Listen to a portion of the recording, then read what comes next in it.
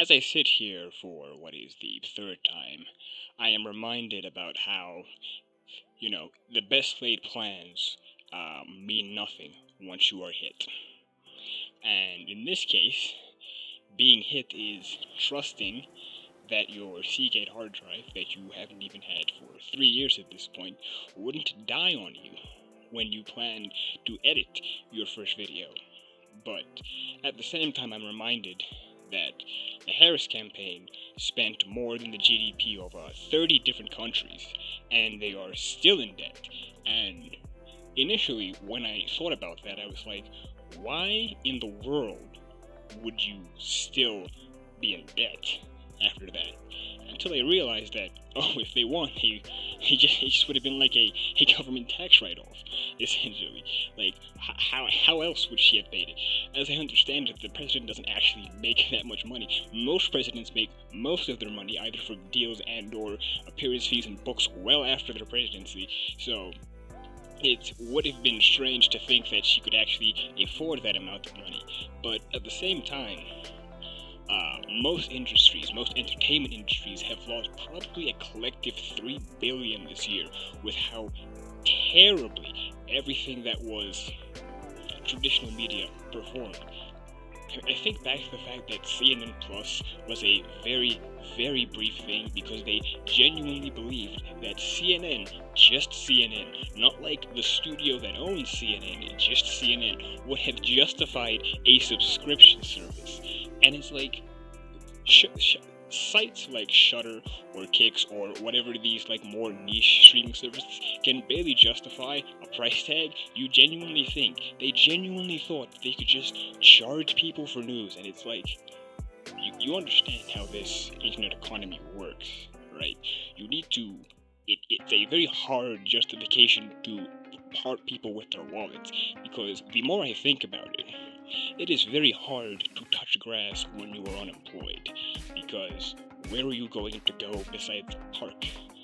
I live near like a nature reserve, and even then there's an entry fee for that, and you can't go there if you don't pay the entry fee. You can't just go into a bar or a restaurant and order a glass of water and stay there for the next 2 to 3 hours. Even places like, even card shops like Nexus and Shus are now just charging for a table. So it's weird that at the same time, unemployment is so high, yet at the same time there are so many open positions.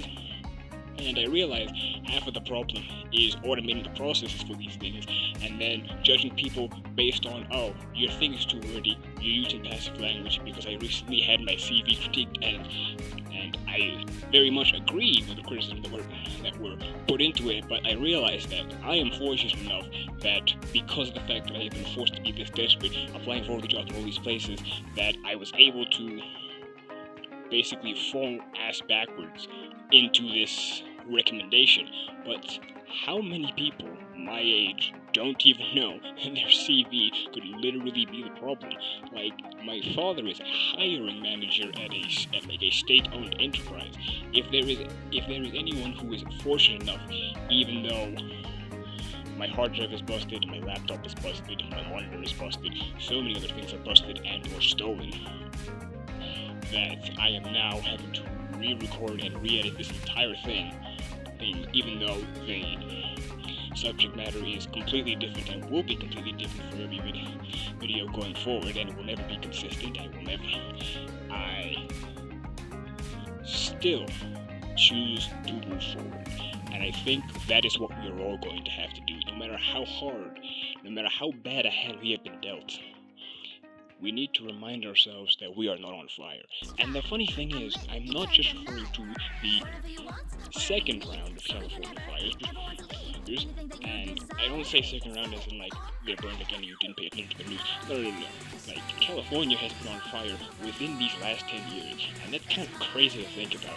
But even crazier is the fact that not even like, over a month ago now, a woman was just set on fire in the subway. A lot of dangerous and unprecedented things are happening all at once, and it's very hard to keep track of it for each and every single country. I can't even imagine what's happening in the kind of countries that people typically don't hear or think of, like Lithuania. Like, what's happening in Lithuania right now? Are they fine? Maybe, probably. I mean, they're Eastern European, so as fine as an Eastern European can be, I guess. But at the same time, how much do we know about all of these places, even though we are the most connected we have ever been? Which got me thinking that I think, as a society, right? As a society, we should have a collective goal. And I feel like the collective goal for this year is to increase total tourism by 10% in every country. Right, every country. I'm talking even Antarctica. We need like a 10% boost, because like it is very weird that I could right now probably just go into, Lithuania or Bavaria or Niger, TikTok or YouTube or Insta, and just kind of be engrossed and absorbed in an entire culture that I could live and die never having set foot in the country or even having met or talked to anyone from that country. And yet, people are so ignorant and selfish in the wrong ways. Because you do need to be selfish. You do need to be narcissistic. It's just that it shouldn't envelop you. It's like money. You should have money, you shouldn't love money. You shouldn't live for money. Like, you need to look out for yourself before you can look out for anyone else. My dad always says that there is no point trying to save someone drowning if you are also drowning. So I think we all need to collectively take some swimming lessons, because I have almost drowned when I was 12 years old in the ocean, not a pool. And I can tell you, it's not a fun time. It is not a fun time. You are bombarded with water. It is going down your throat, pause, and eventually you black out. Essentially just get loaded onto the beach, and you're like, yeah, I guess I was unconscious for that little bit there. And I'm fortunate enough that an event like that didn't traumatize me, but I know for a fact that people have gone through less and felt worse, and people have gone through more and felt less. But it is a interesting time, to be sure, and I am going to try to stay on top of things, but there is a lot of things to stay on top of. Pause. So I will see you next Tuesday. This has been